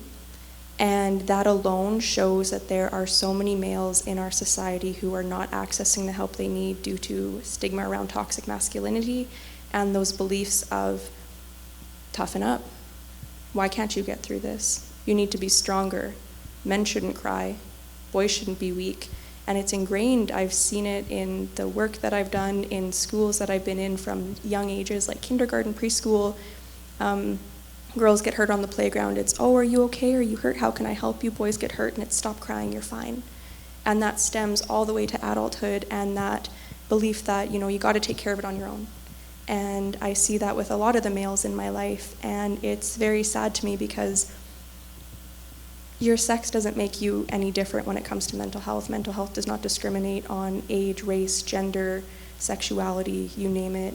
Everyone can have a mental illness, everyone can have a mental health concern, and just creating that image of equity and ensuring that no matter what, whoever you're counseling, whoever you're seeing, knows that despite where they come from, despite who they are worth care and they are worth attention. There's another question at the back. Oh, hey, I have one. Yeah. Oh. Hi. One of the things I was wondering is, you guys have done a really good job of kind of explaining what good, positive helping looks like. Obviously, there's that idea of nurturing, caring people as if we have somebody who's in our life that we reach out, we act kindly, we be those kinds of people. But I think sometimes there's another idea of well-intentioned ideas that go down the wrong area and do the wrong thing. And I've been trying to think of a really good way to understand this and to voice it, but this is kind of the most I can think of. It's the idea of Get Out, where you have the dad who's there and he's like, oh, I would have voted for Obama for a third term. Like, there's this whole idea of trying and well-mannered and well-intentioned help. But have you ever experienced those things that have kind of turned out the wrong way, and how can we kind of see those and dissect it to make sure that we aren't doing those as people who are trying to help? I had an experience in the hospital, my last trip to emergency. I'm gonna try and crane my neck to see you. And I was being spoken to by a psychiatrist, and I was in crises, but I was 15 at the time, and I was not stupid. And he explained to me that my mental health was simply a roller coaster, and my suicidality was simply a roller coaster, and right now I was on the low point, and I just had to wait a little bit to reach the high point, and then everything would be fine. And I believed that he was trying to give me some hope that things wouldn't be bad forever, but what it came across was, your experiences aren't validated, we're not gonna take you serious right now. We're gonna send you home because your roller coaster is gonna go up soon, don't worry. And I think that also kind of plays into what a lot of people say is, oh, well, so-and-so has it worse. And it's not that people don't have it worse, but what that sounds like is, you have no right to feel the way you do. And it's supposed to be well, look in perspective, like things could be worse for you. And it's like, sure they could, but I'm bad right now. I need you to validate that. And so yeah, there's lots of experiences where the intention is there, but the delivery is horrible. I think in the mental health system, I don't think it was built with bad intentions. I think it was just very misguided. And I think that's the same for a lot of caregivers or workers that are in the mental health system. But something that I think CASA is starting to do really well is that they are using the Family Advisory Council and they're using our Youth Council as a platform to check that their initiatives that they're doing are going to be helpful and not harmful. So like even down to the posters that they put on the walls, they'll send it to our Youth Council and like ask them, is this wording okay? Is the diagram okay? Is this gonna make the rights of individuals understandable to you? So I think just asking people what they need, because they do know what they need, but instead of assuming, if that makes sense. I find a big thing is to just listen and ask appropriate questions as well. Because there's been times where someone in my family has asked me, like, how are you doing? And I say, really bad, I'm having another depressive episode. And they say, don't say that. You're not, you're okay. And I think it's important to acknowledge sometimes that, like, it's okay to tell someone, like, yeah, you're not okay, but I'm still here for you. And there's certain situations where it's important to just listen to what the person is saying and to ask appropriate questions, like saying, okay, is there anything I can do for you right now? Is there anything that I can do to help? Is there anything you need to talk about with me, or do you just want me to be here with you? Because I find that often it's easy to kind of just say to someone like, no, you're okay, and pretend that that is enough for them. But instead, it's better to ask them, like, are you actually okay? And if not, what can I do to actually support you right now? I'm just going to add one more thing.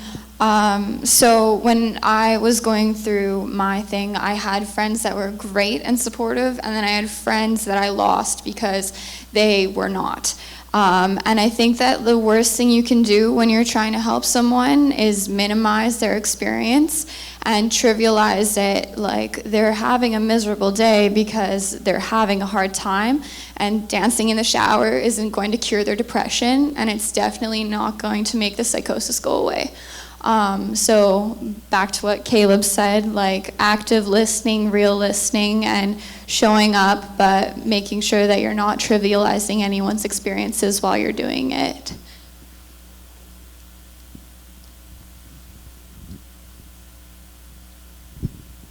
Ahem. What is your opinion of the usage of labels for mental illness in the mental health advocacy community and in mental health support systems?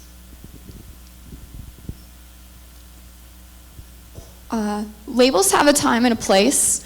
For me, after being a support, I was later diagnosed with post-traumatic stress disorder because when someone almost dies, you can develop PTSD. And for me, the label of PTSD was really helpful in explaining my symptoms to me and in allowing myself to give myself the energy and the space to ask for help and to receive help. But at the same time, labels, when they are misused or they're used without consent or permission, they can be quite damaging, as I think we've all experienced. So really, yeah, there is a time and a place for them. Kind of building off what Sasha said, it's really important to recognize that when someone has a diagnosis or a label attached to them as a person, it is attached to them, and that is not who they are. You can use a diagnosis to say, oh, well, a loved one has depression, and that explains why they couldn't get out of bed for 2 days and why they're not returning my text.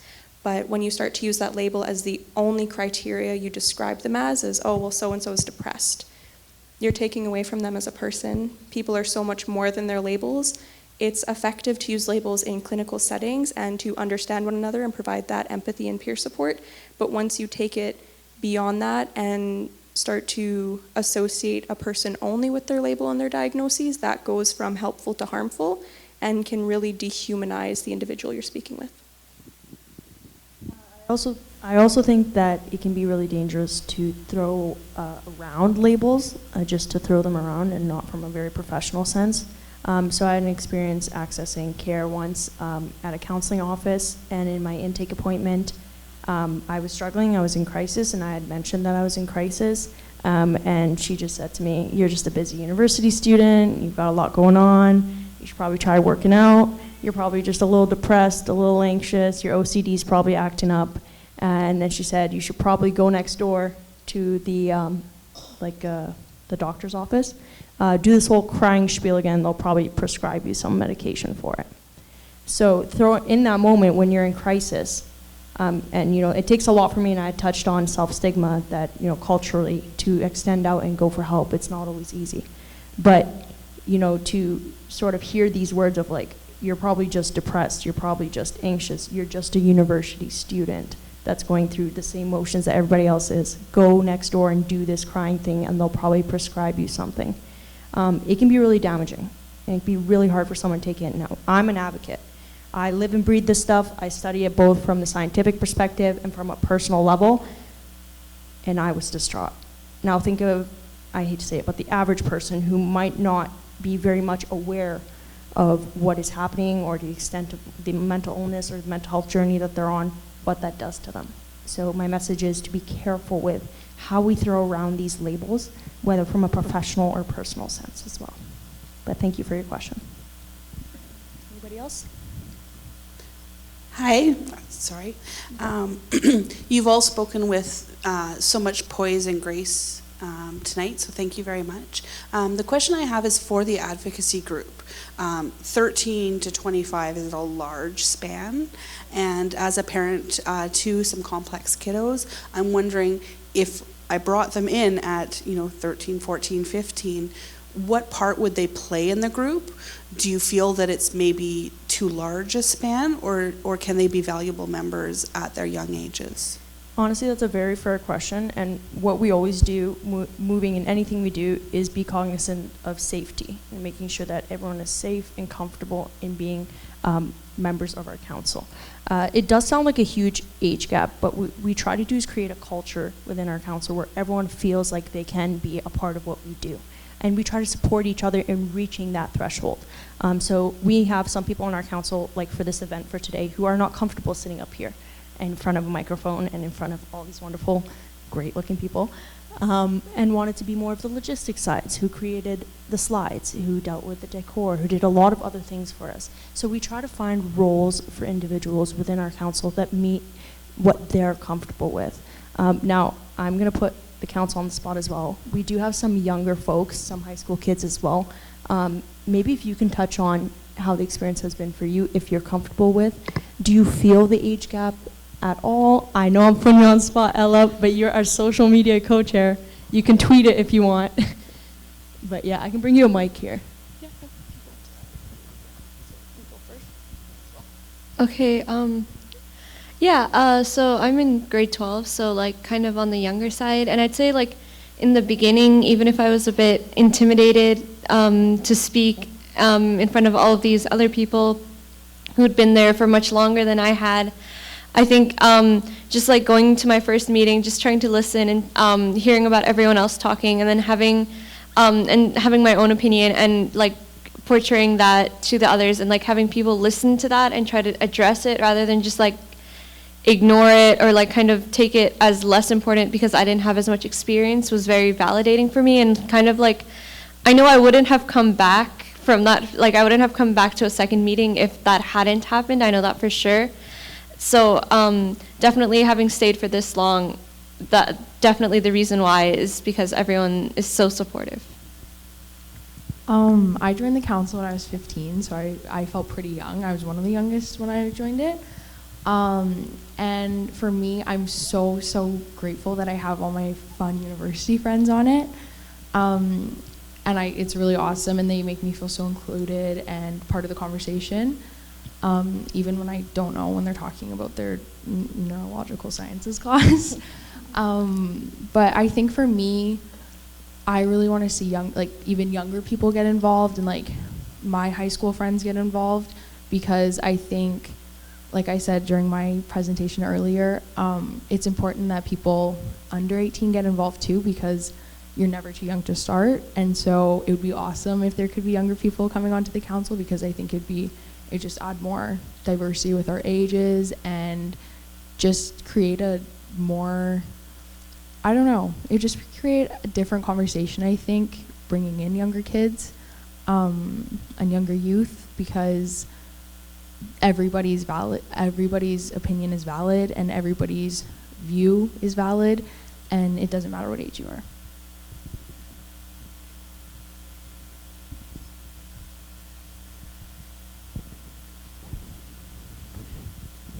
Okay, so I think that's all the time we have for questions. Or did we have one more? There's one more. Okay. I actually don't have a question. I have more of a statement that I'd like to say. So I'm a child and youth care counselor. I specialize in training mental health first aid. So I have a lot of experience working with youth and trauma and mental health. And one of the things that I always say, and one of the things that I always teach, is that secrets keep us sick. Secrets keep us sick. And when we don't talk about what's going on, it perpetuates that fear that we're the only ones. It is not lost on me the courage that it takes for you to step out of the shadows and say, I'm not okay today. I really, really, I'm in awe of the courage, the vulnerability, and the resiliency I see in front of me. So Very, very well done. The stigma around mental health changes when individuals and advocates like you have that voice and make it okay to talk about mental health. So bravo to you. Thank you. Thank you.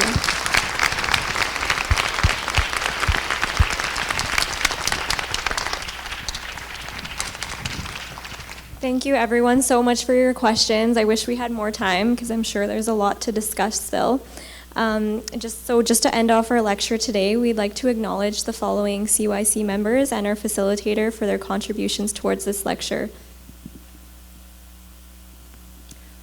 Our panelists shared some deeply personal stories, and through this dialogue do we hope to encourage others to feel more comfortable discussing and stimulating further conversation to increase awareness around the youth perspective and what that means for family members, friends, caregivers, health professionals, and educators of these youth. For those interested in speaking with our panelists and or if you have additional questions at the end of our session today, please feel free to come down to the stage. Also, on your way out, please feel free to check out some of the tables that are located just outside the theater, including our CYC table, where you can get your copy of our very own Unseen magazine and learn more about our council. Thank you again, everyone, for coming today. We would really appreciate you taking the time to fill out the feedback form so we can hear your thoughts on today's session, and we can improve future sessions to bring content that matters to you. Please drive safely, and we hope to see you at the next Dr. Roger Bland lecture in the new year titled Winter Blues and Self-Care, which will be held on January 21st. More information about upcoming sessions is available at the CASA website at casaservices.org/lecture series. Now our CYC facilitator, Stephanie, has a few words before we close off.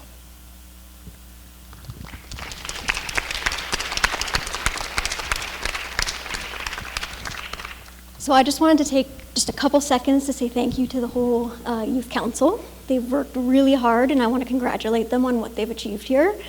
It's been several months preparing, and I think it really shone, and they really showed that you guys put a lot of effort in. On behalf of CASA, I just have a couple gifts for our speakers, and while I pass those around, I will let Rachel and Jasmine finish up.